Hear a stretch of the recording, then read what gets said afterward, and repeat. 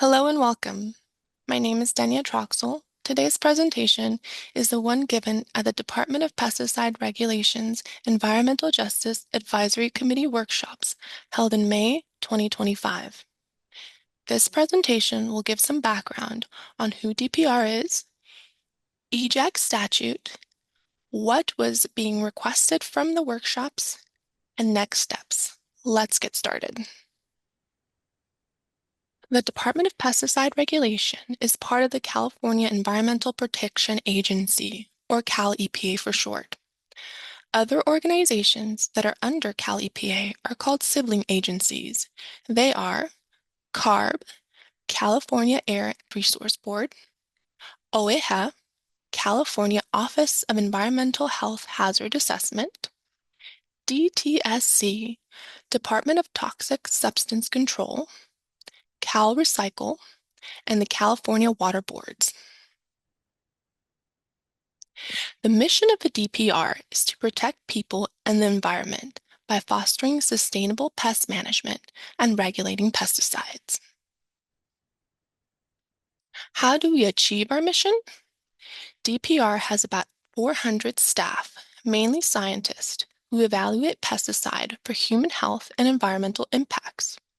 We also have programs dedicated to fostering safer approaches to pesticide management and programs focused on worker health and safety that include both regulatory work and outreach to farm workers and pesticide handlers.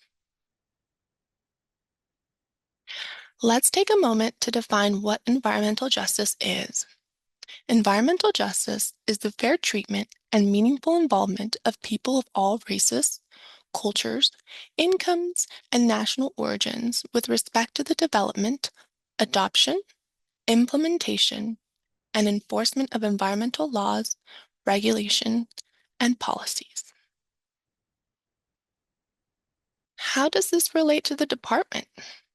DPR has made environmental justice one of its priorities and included it in its 2024-2028 strategic plan, which highlights establishing and convening an EJAC by 2026, equity and decision-making, which means prioritizing equity and environmental justice, focusing on disadvantaged communities and Native American tribes. Inclusive engagement. This means expanding culturally responsible outreach, education, and communication. Transparency.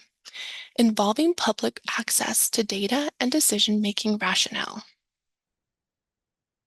Many of you are already familiar with the Environmental Justice Advisory Committee, or EJAC, and thanks in large part to the powerful community advocacy that some of you were directly involved in. Your voices were heard, and they made a real difference. The advocacy led to the passage of Assembly Bill 652, which was signed into law in 2023. This legislation directs DPR to create an EJAC with the goal of providing prioritized recommendation to DPR on ways to integrate environmental justice consideration into department programs and decision-making. What does AB 652 actually say in statute? Statutory requirements as outlined in AB 652 are going to be discussed in the following slides. As part of the statutory requirement, the committee structure. The advisory committee shall be composed of up to 11 members and shall include all of the following. At least 2 environmental justice leaders representing rural communities, 1 environmental justice leader representing urban communities, 1 representative of Native American, tribal, or indigenous groups, 1 farm worker advocate.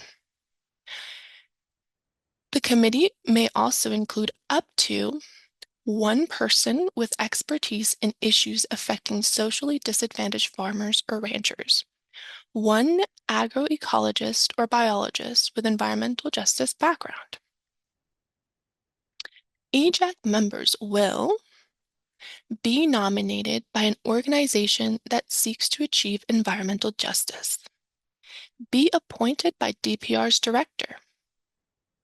EJAC members will meet 2 times per year. Work in consultation with DPR to establish a charter. And EJAC members will serve in an advisory capacity to provide prioritized recommendations to DPR. The purpose of the workshops is to get feedback on DPR's proposed structure, which I will describe in the following slides. DPR has drafted several documents with the goal of facilitating committee establishment. I will talk about each document more as I continue to present, but here is an overview.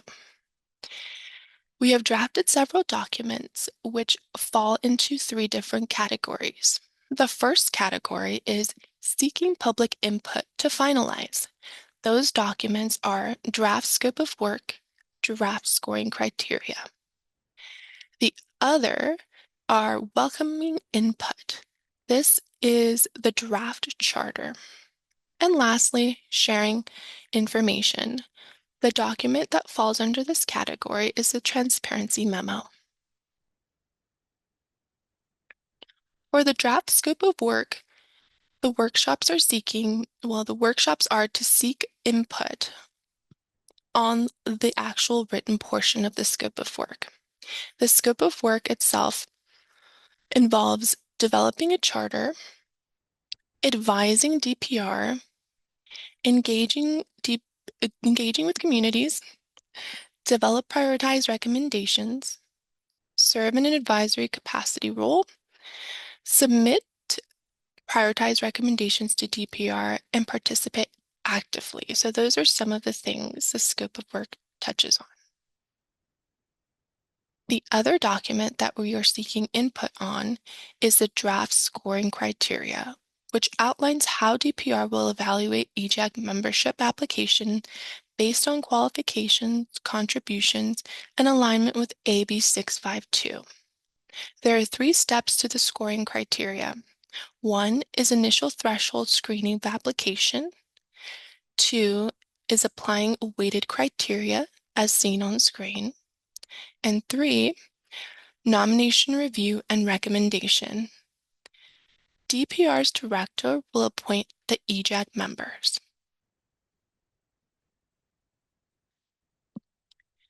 The other document we are welcoming input on is the draft charter. This is a document that the EJAC, in consultation with DPR, shall adopt.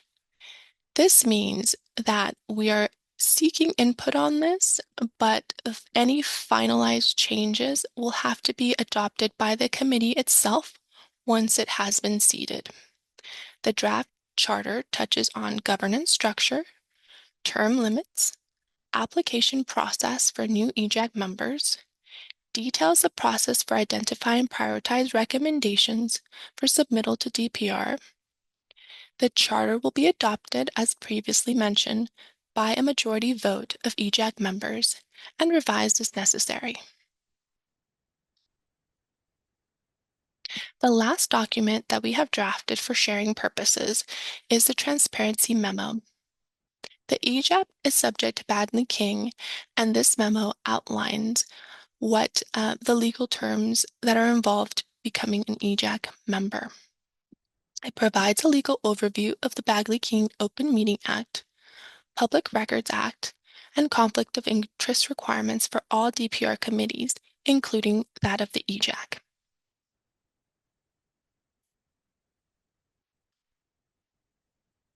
During the workshop, there are different ways to provide feedback on these documents, which is the main purpose of the workshops.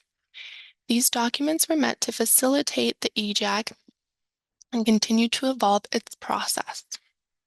The ways to provide feedback to DPR are, if you were in the workshop in person, you could provide your feedback then.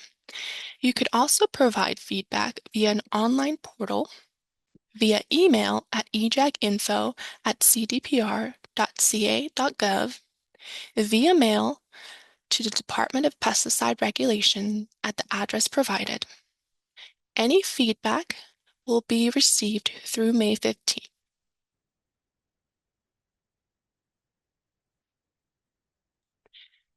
As part of this presentation, this was for the workshops. What happens after we are done with the workshops?